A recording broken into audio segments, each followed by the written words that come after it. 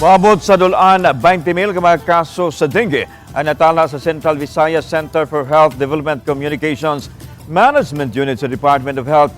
Kapin 6,000 ini ang positibo. Si Mark Rijabella sa report.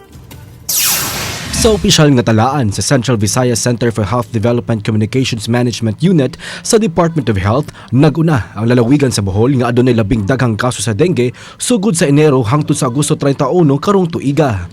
Moabot kini sa 6,354 ug 12 niini ang nakalas. Nagsunod ang lalawigan sa Sugbo nga adunay 5,956 ka mga kaso ug 13 niini ang nakalas. Gisundan kini sa lalawigan sa Negros Oriental nga may 3,373 ka mga kaso ug 6 niini ang nakalas, samtang sa Siquijor adunay 807 ka mga kaso ug walay nakalas. Sa mga highly urbanized cities, naguna ang dakbayan sa Subo nga may 1,839 ka mga kaso sa dengue ug 5 niini ang nakalas. Samtang nagsunod ang dakbayan sa Lapu-Lapu nga may 685 ka mga kaso nga walay nakalas.